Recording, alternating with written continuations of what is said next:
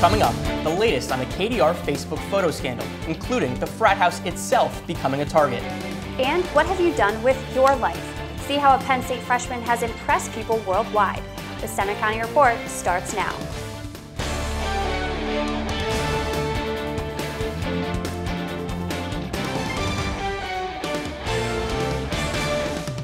Good afternoon, I'm Mike Wargon. And I'm Mackenzie Millward. Spring officially begins tonight, but winter is hanging on. It's snowing across central Pennsylvania and causing problems.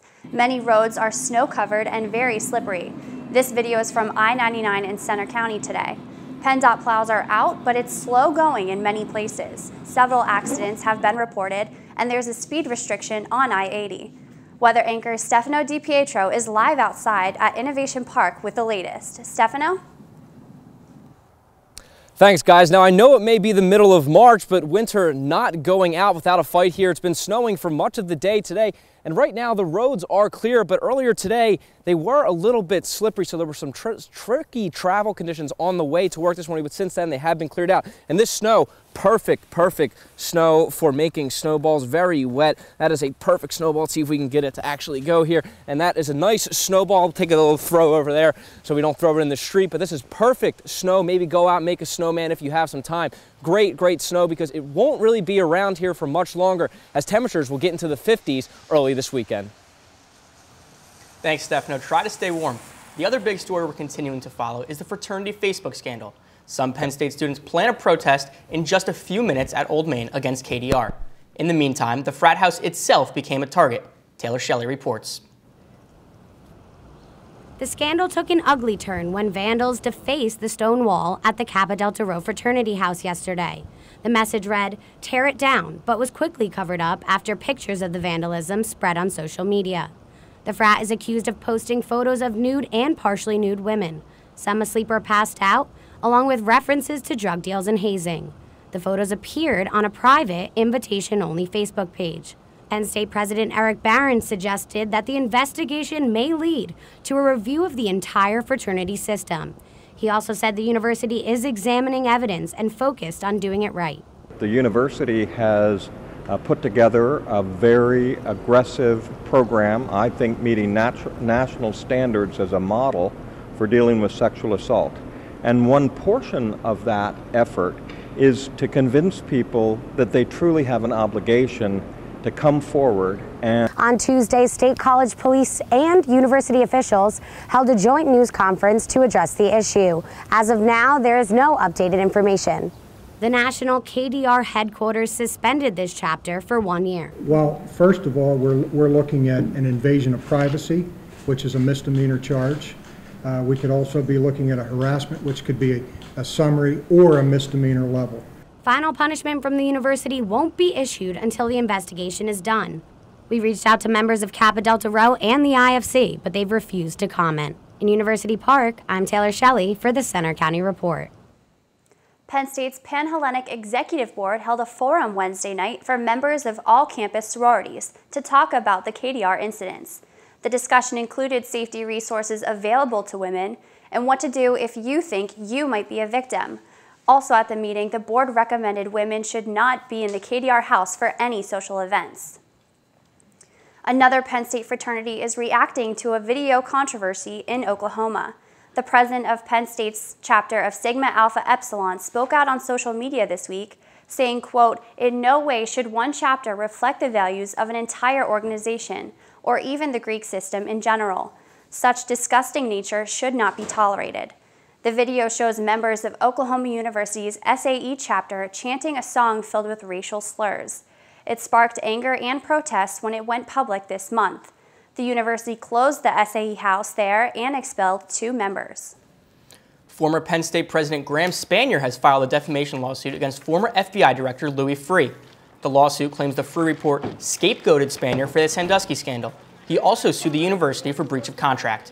Spanier's lawyer sent us a statement that read, quote, "In the Freeh report, Louis Freeh concluded that Dr. Spanier was aware of Jerry Sandusky's reprehensible behavior and that he actively covered it up. That is false. As Dr. Spanier's defamation complaint lays out, Freeh recklessly and maliciously disregarded evidence demonstrating Dr. Spanier's innocence, including a Federal Investigative Service report vindicating Spanier." Despite some backlash, last night the Penn State Law School hosted Bill Ayers, the co-founder of a violent anti-war group, the Weather Underground. Ayers' visit was controversial because of his group's radical activism. A Jefferson County man wrote to Penn State's president questioning how much it costs to host Ayers, calling it difficult for him to reconcile. Penn State says the law school is free to sponsor programs and speakers, however controversial, without censorship. What season is it? Construction season, and 2 major projects are underway this week in the State College area. Along North Atherton Street from Colonnade Way to Aaron Drive, PennDOT will be moving a gas main and repairing storm drains. The project will last until September. And in College Township, PennDOT will start bridge repair at Oak Hall along 322. Also, road resurfacing will start later this spring between Innovation Park and Boalsburg. Work there will continue into 2016. Drivers should expect lane closings and traffic delays along both routes. One local woman is paving her own way. It all started when she was 9 years old. Reporter Taylor Bisacki has the story. She's not your average college freshman. With an International Children's Peace Prize under her belt, Penn State student Neha Gupta already has a lifetime of achievements, and she found her passion at an early age.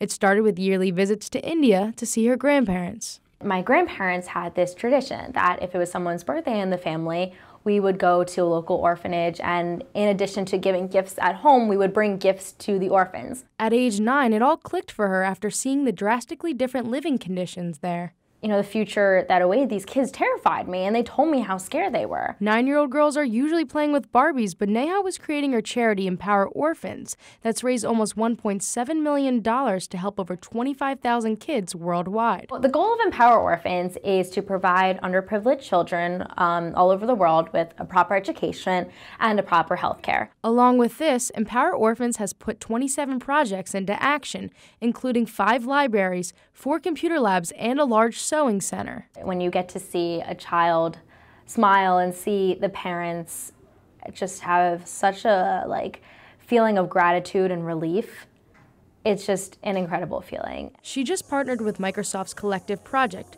which helps bring Neha's ideas to life. On Tuesday, they took over Heritage Hall, encouraging students to create a ripple effect. Neha describes a ripple effect as converting your empathy into action and letting those actions ripple out. Students could purchase t-shirts or even trade the one off their back for this t-shirt right here, which even includes Neha's philosophy. You know, I really just hope that people take away how powerful they can be themselves. I'm Taylor Bisacki for the Center County Report. Neha plans to grow her organization and hopes to eventually see chapters all over the country. That's a great story. In other news, the NCAA basketball tournament is underway, and with it comes the search for the perfect bracket. Millions of people nationwide are watching the games and their bets closely. But what happens to productivity at work during March Madness? Reporter Zach Rickens takes a look. Even if you didn't fill out a bracket, chances are you know people who devoted plenty of time to study their picks in hopes of winning their office pool. It's all in good fun, but some employees get so caught up in the madness that it begins to affect their work. According to employment outplacement firm Challenger Gray & Christmas, wages paid to the distracted or unproductive workers during the 3-week basketball tournament could reach as high as $1.9 billion nationwide. But Penn State management professor Forrest Briscoe isn't sure he's buying into the numbers. You might be missing the bigger picture, which is, what kind of culture are you fostering in the workplace? For example, what kind of values do you want to be encouraging? Do you want a workplace where everybody is dialing in every 15 minutes to worry about their individual productivity? Or do you want to foster communication and collaboration and a little friendly competition in the workplace? Right. And in that spirit, I think they're missing the point. While there are concerns of losses in productivity and wages throughout the tournament, many businesses are welcoming March Madness with open arms. Local watering holes like Primanti Brothers and Downtown State College are embracing the tournament and the increase in sales to their businesses. We upped our levels of staffing, we upped our pars on our food preparation and our beer orders and our liquor orders, with the idea that we're going to sell a lot of that. Andre Sheffy stopped by the bar after work to watch some games and sees a few drawbacks to watching the tournament at work.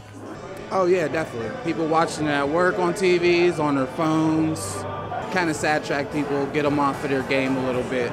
In State College for the Center County Report, I'm Zach Rickens. Coming up, Stefano has more on the snow and the 7-day forecast. Plus, waiting for baby Eagle's arrival. And we check in with 2 local restaurant owners whose unique partnership brings a little slice of Italy to hungry customers in State College. This weekend, thousands of people across Pennsylvania will be on #EggWatch. Through this webcam, they're keeping a close eye on 2 baby eagles expected to hatch in Hanover sometime between tomorrow and Wednesday. Only 30 years ago, the state had just 3 bald eagles nests left, but that's now improving. And despite the harsh winter, this bald eagle has stayed determined as its eggs get ready to hatch. Now we'll check in with weather anchor Stefano DiPietro to get this week's forecast. Well, allow me be the first one to welcome you to spring, but unfortunately doesn't look like spring out there. Satellite and radar showing that snow that's affecting our region at this hour, and there's even some mixing just to our south and to our south and west. Some rain that's going to be sticking with us throughout the afternoon and into the early evening hours. But the good news is it's not going to stick to the roads anymore because our temperature is rapidly approaching that freezing mark, and they'll eventually get above freezing. We're sitting at 30 degrees right now in State College, 29 in Bradford, 31 down in Johnstown. Some areas in the east are already above freezing, like Philadelphia at 33, but Allentown, Scranton, 29, 31, still a little bit below freezing. Now, Futurecast going to show that this snow will stick around for much of the afternoon, but it will move out by the evening hours, and that will just leave us with some leftover snow showers, maybe a couple pockets of rain, some mixing here and there, but nothing too much to worry about as we progress throughout the night. Tonight completely moves out of our region, just some leftover clouds, temperatures above freezing for us. And as we move into Saturday, some clouds will stick around. We will see some peaks of sunshine, but the real story is going to be Saturday evening, some bands of rain moving through our region throughout the day on Saturday. So just be aware of that as you're going out. Right around dinner time this is, so just be careful while you're going out on Saturday. Now with this snow totals, looking at 2 to 5 inches when all is said and done here in State College, 5+ inches in the Laurel Highlands and other areas of higher elevation. The snow mainly going to stick to the grassy areas at this point because the air temperature here at the surface is just a little bit too warm for it to stick to any road surfaces. But your forecast for tonight, a leftover snow shower, maybe some rain here and there, but not too much to worry about. 29 degrees our overnight low. Those winds will be light. But the good news is that snow not going to stick around for much longer because tomorrow temperatures getting into the 50s. So that snow going to melt very rapidly. And then as we move into the afternoon, those showers will be coming through, but they'll be in and out of here before we know it. Sunday into Monday, a little bit of a cool down, only into the upper 30s to lower 40s, but plenty of sunshine for us Monday into Tuesday. Wednesday, some PM showers, but back up to 50. Thursday, showers most of the day, and then back down to 45 for us on Friday with some clouds and some sunshine. Stefano, I know April showers bring May flowers. What does a March snowstorm bring? I can tell you it doesn't bring many happy faces. A lot of people are probably very upset when they woke up this morning, especially since all that snow that we got over the past couple of weeks just melted a couple days ago. And for the first day of spring, it just doesn't feel like it. Oh, yeah, no, definitely not Thanks, at all. Stefano. Mm-hmm. We'll find out in a few days how much charity money Dairy Queen raised during its free ice cream promotion this week. As part of its 75th birthday, DQ decided to celebrate by giving away free cones on Monday, including here in State College. The company asked customers to consider donating to the Children's Miracle Network. The money raised benefits Geisinger Janet Weiss Children's Hospital in Danville and Pediatric Outreach Services. Sticking with the food theme, 2 local business owners continue to give Central Pennsylvania a taste of Italy, their way. Reporter Tariq Rashid dug in to see what's unique about their restaurant. Chef Massimo Napoli and his business partner Carla Panetta of Mamma Mia's Pizza boast a tasty array of Italian treats for customers in State College. But when you're the only classically trained chef from Italy in town, it's hard not to wow patrons. If I do everything I want to do, it will take just 3 hours to read the menu. So it covers a little bit of my country. You know, it covers northern Italy, it covers southern Italy with the red sauces, northern Italy with the creamy sauce. Chef Napoli combines his culinary training and personal experiences for a unique medley. Everything I learned in culinary school, everything my mother taught me, everything my grandmother taught me. So there's a mix of everything of my life experience into the culinary world. Panetta, the business mind behind Mamma Mia's, shares Italian heritage with Napoli. But that's not the only thing that has helped. They've been married 11 years. Especially being in the restaurant business, there's long hours and just a lot of stress. So it it really, forced us to, become closer and work together. Panetta says she knew it was something special. I just looked at him and I felt that connection, and we realized right off that we had the same morals and values, and we just started talking. And both partners share the same end goal each day. The goal is getting more customers to smile when they eat. When you say I do with a ring and a family business, now that's amore. For the Center County Report, I'm Tariq Rashid. Napoli estimates their business sees around 400 customers each week. Now let's check in with Zach Rickens with sports. Thanks, Mike. Coming up in sports, Penn State baseball has home games scheduled this weekend. We'll meet some talented people who are fighting the weather to make these early spring games happen. And football team began spring practice today. Hear why Coach James Franklin seems optimistic.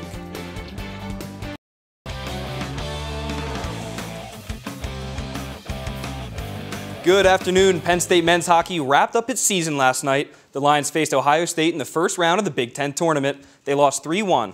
The team finished the season with a winning record, the best in their program history. This week, Guy Gadowski was named Big Ten Coach of the Year. Casey Bailey and Scott Conway also earned Big Ten honors. Penn State Wrestling is trying to win its 5th straight national championship, but this will be its toughest title run yet.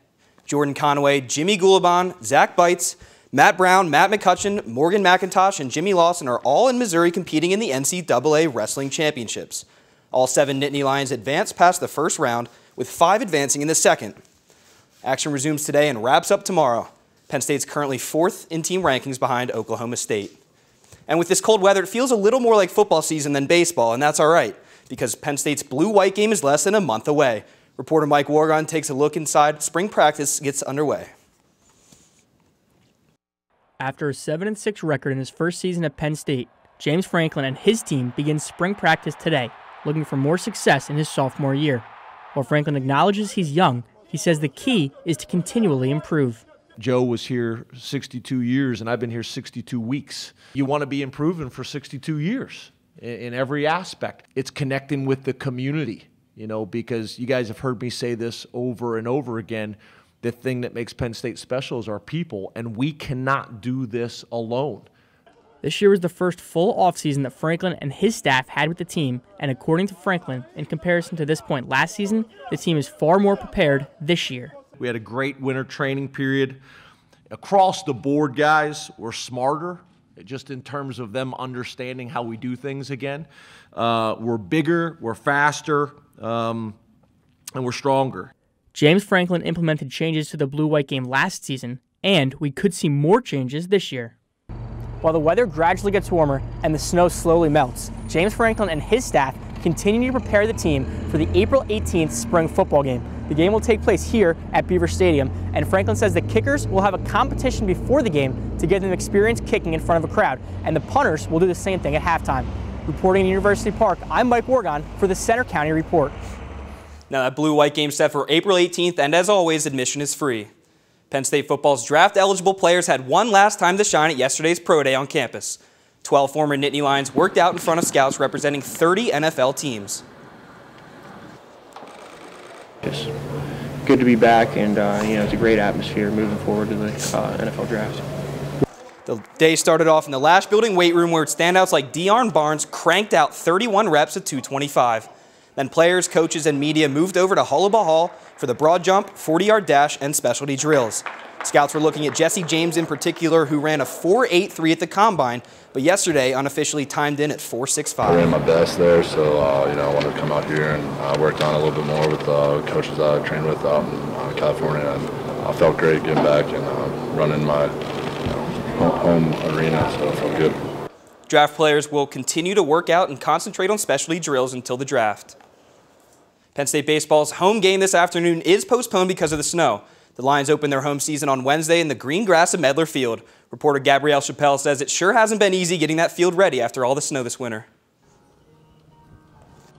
It's hard to believe Penn State baseball played its first home game of the season this week, considering all of the snow that covered the field less than a week ago. But thanks to an A-team grounds crew, the field was not only cleared, but ready for the season. We had a good plan in place, and I think that helped. We kind of knew that, as soon as this area of the field would dry out, we'd be able to go out there and work. So, you know, we planned ahead. Working with the highly skilled Penn State grounds crew, they actually removed snow this year for the first time rather than letting it melt naturally. With a little help from the sun and the wind, Penn State had no trouble for its first home game. Even though this may just seem like a bunch of grass, for Neri, it's a huge part of his life. I've been here since the beginning. I watched the first shovel go in the ground here. It becomes like a second family to you, I guess, and it's stressful because it is a living thing, so you kind of have to, you know, I'm kind of like the doctor of the grass here. In addition to playing the mascot on occasion, he's done some pretty crazy things. But I actually shaved my chest hair for a promotion, but that's definitely the craziest thing. But it was a lot of fun. That's what makes minor league baseball fun. You can't be too serious. There's times where I see this more than my own kids, so yeah, we take a lot of pride in it. The crew will continue its on-field work into late October. I'm Gabrielle Chappelle for the Center County Report. The Nittany Lions have a 3-game series scheduled with Indiana this weekend. And lastly, men's basketball coach Pat Chambers and women's basketball coach Coquise Washington both received 2-year contract extensions running through the 2018-19 season. That's all for sports. We'll be right back. The Penns Valley High School Academic Decathlon team is celebrating after coming home as champions after the state competition. The 9-member team was crowned small school champions and finished 3rd overall at the competition. Senior Marie McQuaid finished with the best individual score, earning 9,068 points out of a possible 10,000, breaking a 15-year-old record. Sarah Ferrant, an advisor for the team, is excited to share the team's successes. I am incredibly proud of this team and really grateful for all of the hard work that they put in. So Maria spent hours studying for this. Thanks to the win, Penns Valley will compete in the online national competition in April for the first time in school history. There's a local group that really enjoys being naughty. Reporter Corinne Jones explains. They call themselves the Naughty Girls. We have something here that's very, very special, and I don't want to ever see it go away. It is just unconditional love here. What started as 5 women now has over 50 members. It started as a meeting of friends, and then that just grew and grew. Try and do different things so we don't make it boring. Although I don't think it'll ever be boring. Every Monday, dozens of women come here to Cool Beans Cafe to get a little naughty. But it's probably not what you think. Let's just say this group is really close-knit. The name came to be because knitting and purling is basically a knot. In fact, there's nothing naughty about them. Naughty girls are very busy doing charity work. We have done projects for the Pine Ridge Indian Reservation, hats and scarves and mittens, baby hats for Shaken Baby Awareness Syndrome. We do prayer shawls for those that are sick or housebound. The group does have some rules, like teaching others to knit and taking care of each other. But their main rule is no gossiping. I say I have to get ready in the morning, and my husband will say, "Get ready, what do? You go sit and you just knit." And I says, "Oh, it's so much more than that." It's just the laughter. I mean, it is such an uplifting thing to come in here and just be with your friends.